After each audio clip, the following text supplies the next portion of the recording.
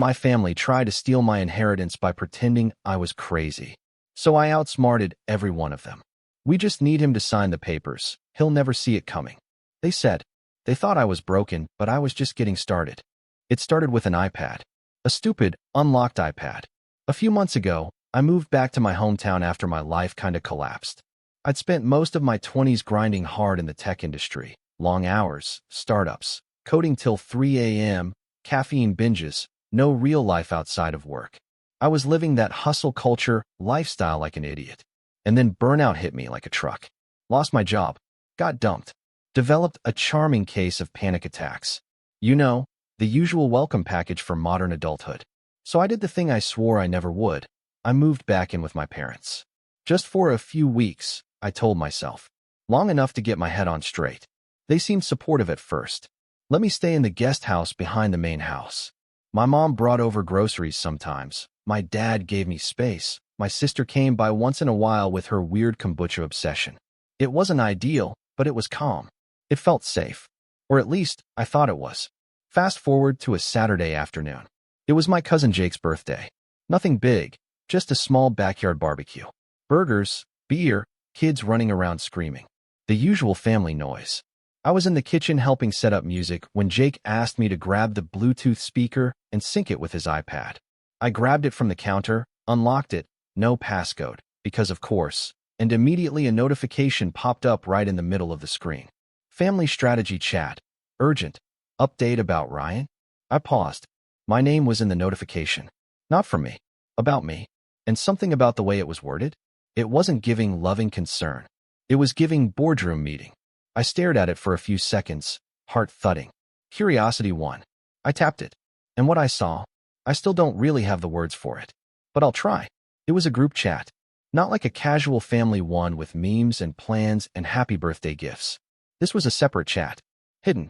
Created just for talking about me. The members? My mom, dad, sister, uncle, and my ex-girlfriend. Yeah, she made it into the family group. After dumping me, I started scrolling. Slowly. Message after message, going back weeks. He's isolating again. Classic sign of regression. Can we talk about long-term care options? He's not bouncing back. If we position this right, a conservatorship might actually work. He's in no state to manage his finances. I checked. He hasn't touched the trust fund in months. We could file something. We need to move fast before he snaps and spends it all. If he gets defensive, we can claim delusion. It's not hard. I'm not exaggerating when I say my hands started shaking.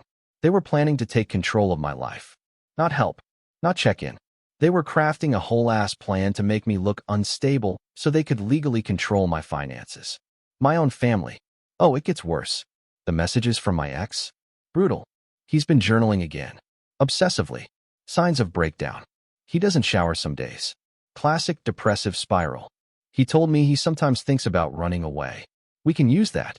She was leaking private things I told her during our relationship, twisting my lowest moments into ammo. I had opened up to her when I was at rock bottom. I thought she cared. Meanwhile, she was selling me out in a damn group chat with my mom. I scrolled up and saw the name of the chat again. Family strategy chat. Like I was a project. A campaign. A problem to be handled. I felt nauseous. I looked up. Everyone outside was laughing, eating hot dogs like it was just another sunny weekend. And I was inside reading my own betrayal in real time. I locked the iPad, put it back on the counter, walked straight to the bathroom, and sat on the floor for 20 minutes trying not to throw up. And right there, in that exact moment, something in me shifted. I wasn't sad. I wasn't even surprised, not really. I'd always known they didn't get me. I was the quiet one, the off one, the black sheep. But now I saw it for what it really was. They didn't think I was broken. They thought I was useful. A walking ATM with mental health issues they could exploit. And the second they thought I was too weak to fight back, they pounced. Well, bad news for them. I wasn't as broken as they thought. So yeah, I left that barbecue like my body was on autopilot. I smiled. I waved. I even made a dumb joke about the potato salad on my way out. But inside, I wasn't even angry yet.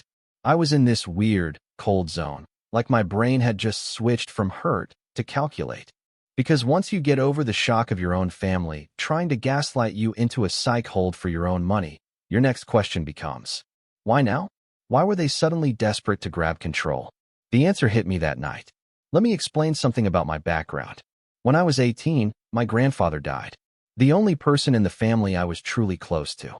He was old school, rough hands, big laugh, built his entire life from nothing. He didn't trust banks or lawyers, so before he passed, he told me in person, "I'm leaving you something. It's in a trust. Not for now. For later. For when you need a parachute." I never knew how much it was. But it was locked away, untouchable until I turned 35. And guess what? My birthday was in 3 weeks. The timing wasn't a coincidence. Not a chance. They weren't worried about my well-being. They were racing the clock before that money became legally mine. That group chat? It was all about building a narrative. That I was unstable, unfit, unsafe. And that they needed to step in and protect me. From what? Myself? Or just their inability to let me have something that wasn't theirs? I kept thinking about the little things that suddenly made sense now. My sister asking me casual questions like, "Hey, do you still write in that weird notebook thing? Just curious." Or my mom guilt-tripping me for not going to therapy, not because she cared, but because it could be used against me if I didn't. They weren't checking in. They were collecting evidence. And then there was the money itself. I did some digging. The trust was worth $600,000. $500,000 and change. Left solely in my name. Untouchable until I turned 35. After that, it was mine, free and clear, no oversight, no conditions, no need for permission. So now it was all lining up. I was close to the finish line. I was vulnerable enough to manipulate. And they figured I'd be too emotionally wrecked to notice them snatching the rug out from under me. But what they really miscalculated. I'd spent years in tech. My job literally used to be spotting patterns in code. This wasn't just betrayal, it was a blueprint. And now I knew the why. It was time to focus on the how. I started making lists. Not even joking, full-on pen and paper, like some movie villain planning a heist. I split the players up like roles in a con. Mom, the emotional manipulator.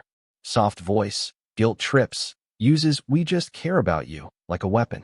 Dad, the enabler. Quiet most of the time, but when he speaks, it's always about practical solutions. Translation, control. Sister, the mastermind. She's always been calculating. She framed her snooping as checking in. Nah, she wanted access. Uncle, the wild card, has always hated me. I'm sure he's drooling over a payday. X, the informant. She had access to my mental health details. She knew my triggers. And now she was supplying intel. This wasn't a family. This was a hostile boardroom. I stopped talking to everyone that week. No texts. No casual chats. When they asked if I was okay, I just said, "Yeah, just tired." Played the part. I wanted them to relax. I needed them to think I was slipping again. That their little plan was working. And while they were getting cozy, I was transferring my savings into a new private bank account, cutting them out as beneficiaries of anything, contacting a lawyer who specialized in estate and trust protection, quietly scheduling a full mental health evaluation with a licensed psychologist, installing a camera in my guest house and a mic under the kitchen table, using my old tech contacts to recover deleted files and texts from my ex's messages she didn't think I'd ever see. They thought I was unraveling. But really? I was arming up. What hit hardest wasn't the money. It was knowing they looked at me, their son, their brother, their family, and saw something weak enough to rob. Not one of them said, "This feels wrong." Not one of them hesitated. But soon, they were going to wish they had. So yeah, at this point, I was fully in revenge prep mode. Not the dramatic, screaming in the rain type of revenge. No, I wanted cold, airtight, legally lethal payback. They weren't going to get a reaction out of me. No outbursts. No confrontation. Just silence and smiles. Meanwhile, I was setting up the chessboard piece by piece. The setup, I played it smart. I knew they were watching me closely, waiting for me to crack. So I gave them exactly what they expected, the illusion of vulnerability. I started leaving my journal in obvious places. Not the real one, a decoy. I filled it with exaggerated nonsense like "sometimes I hear voices" and "I'm scared I'm losing control." I let them catch me pacing in the yard, muttering to myself with earbuds in. They didn't know I was just listening to a true crime podcast. I started sleeping odd hours, left dishes around, didn't shave for a week. Classic mental spiral behavior. My sister? Hooked instantly. I saw her sneaking glances, texting someone. Every time I played up the weird, Her face lit up like she was collecting trophies. I was feeding them fake evidence, and they were eating it up. Meanwhile, behind the scenes, I was collecting everything. My guest house was wired up like a mini surveillance studio. Hidden camera in a plant on the bookshelf. Mini mic under the kitchen table where my mom liked to chat with me. Old phone reconfigured to act as an audio trigger recorder, picking up keywords like unstable, trust, money, and Ryan. In less than a week, I had audio of my mom saying, "We just need to make it believable enough. If the lawyer hears it from all of us, they'll listen." A clip of my sister whispering to my dad, "Once the papers go through, we can start moving things around in the trust." And the cherry on top? My ex-girlfriend literally coaching them over speakerphone, saying, "Just make sure he doesn't get an independent psych eval. That's the only thing that could ruin this." Oops. Too late, sweetheart. I had already gotten my own full evaluation from a certified psychologist in another city. 3 sessions. Full write-up. Clean bill of mental health. Even better? I had them backdated to a few weeks ago, before their little chat with the shady lawyer. I wasn't just going to prove I was fine. I was going to prove they knew I was fine, and tried to fake it anyway. Then came the next phase. I started nudging things along, making it easier for them to make the first move. I asked my mom what would happen if something ever happened to me. She got real quiet. I left my laptop open with a fake email draft to a therapist that said, "I don't know who I can trust." I accidentally left my phone unlocked with a search history like, "How does conservatorship work? And am I going crazy?" I was handing them bait, and they were tripping over each other to grab it. Sure enough, the day came. The ambush. It was a Thursday morning. I remember because I had just brewed coffee when my dad knocked on the door. He said, "Hey, bud, can you come over for a minute? Your mom made pancakes." I knew right away. My parents have never made me pancakes in my adult life.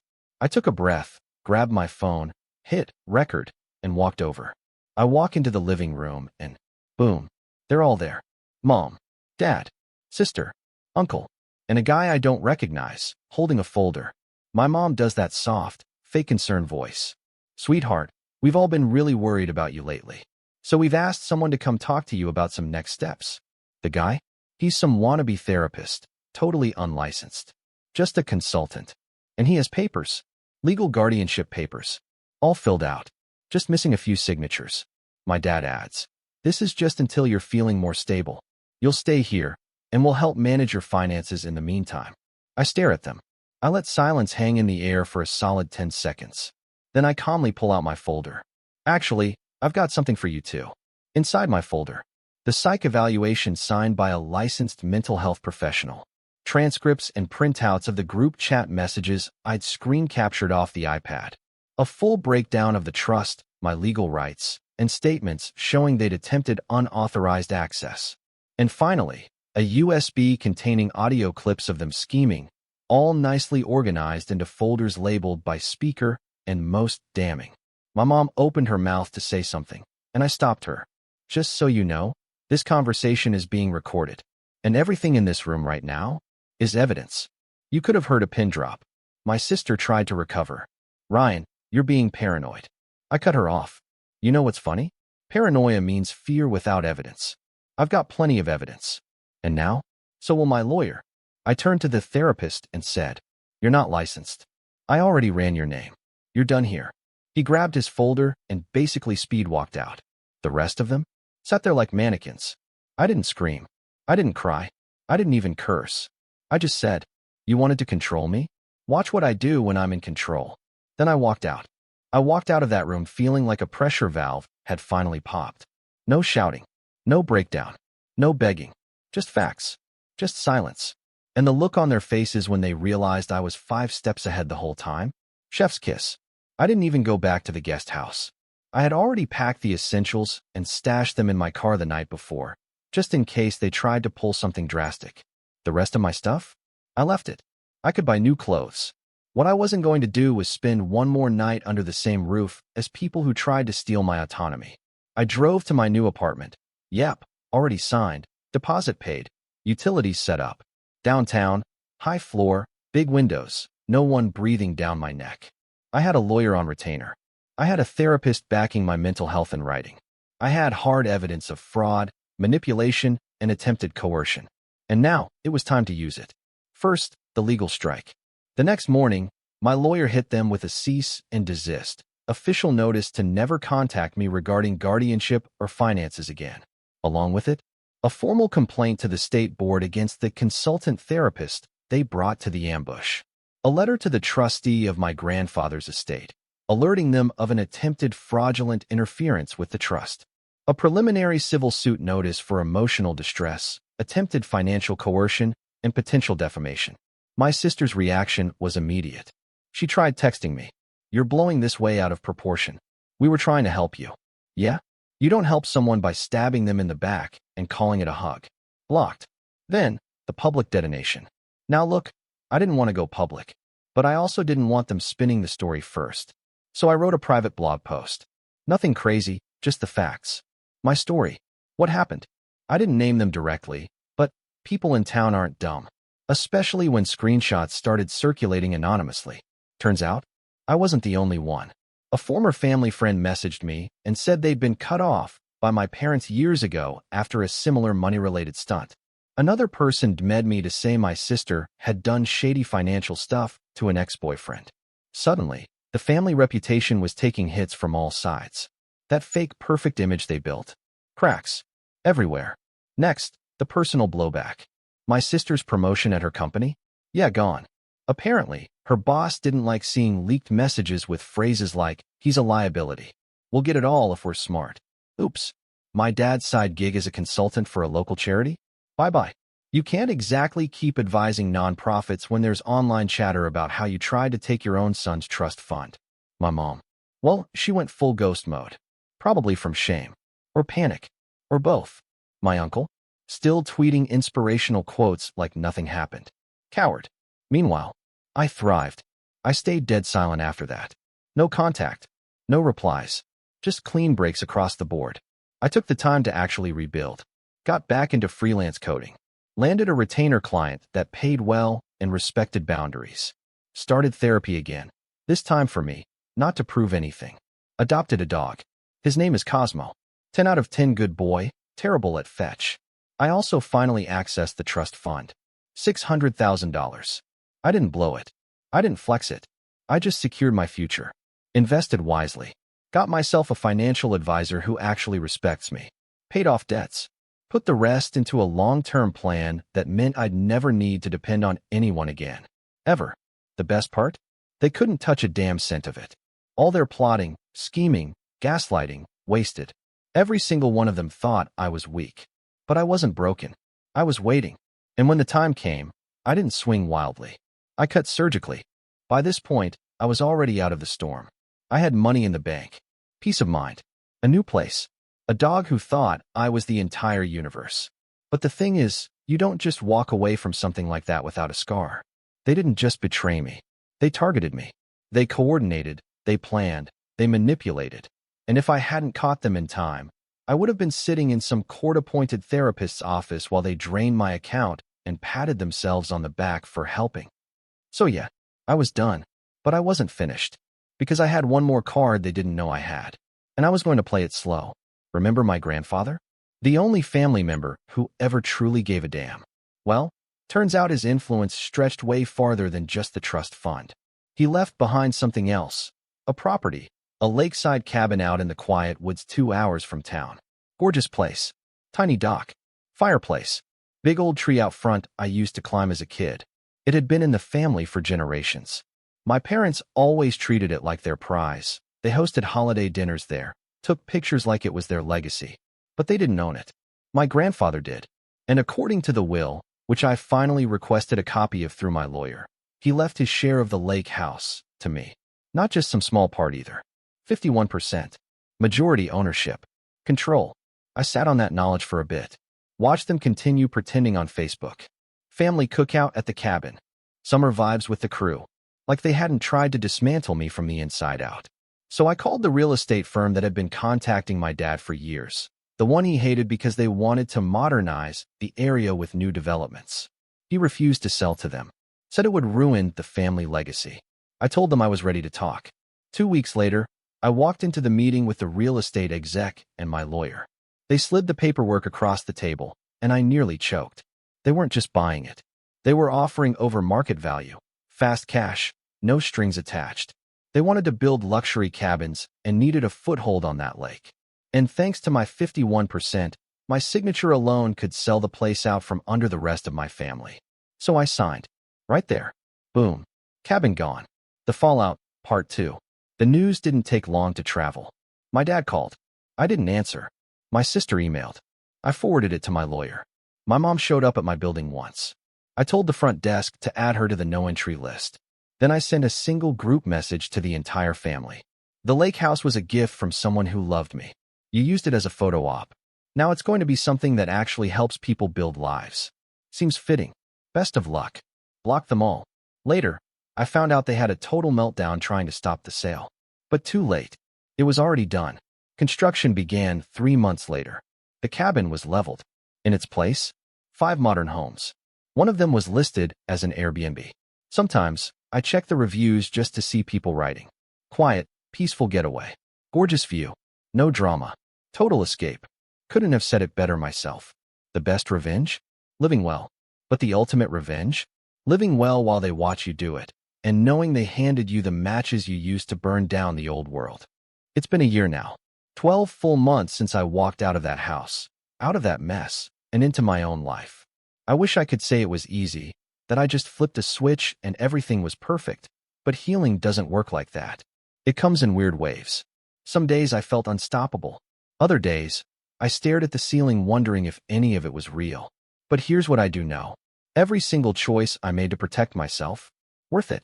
Every bridge I burned, deserved it. No contact means no control. I never reconnected with my family. Not once. Not for the holidays. Not for birthdays. Not even when my mom sent a guilt-ridden email with the subject line, "Let's talk before it's too late." I didn't even open it. Because for once, I'm not the one being manipulated. I'm not being gaslit into a misunderstanding or told I'm too sensitive.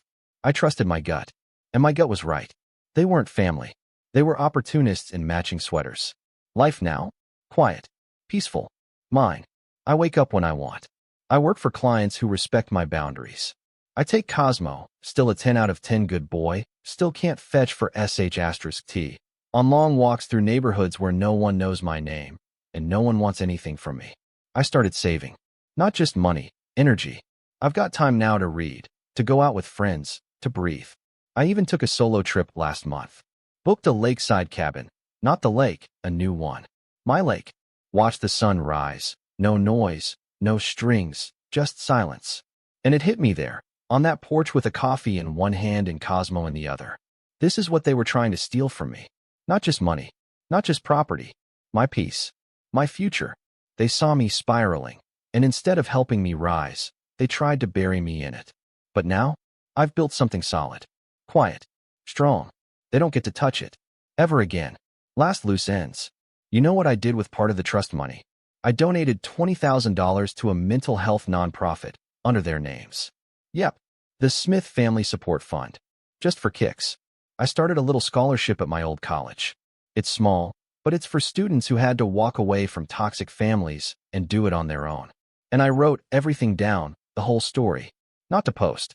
Not to brag. Just to remember. Because one day, when I have my own family, one built on actual love, not control, I'll want them to know. You don't owe anyone access to you just because they share your blood. You're not selfish for surviving. So what now? Nothing dramatic. I'm not stalking their Facebooks. I don't check on them. I don't hope for karma. I just live. And every single day I get to do that on my own terms. That's the revenge. That's the closure. That's the ending. Silence never sounded so good.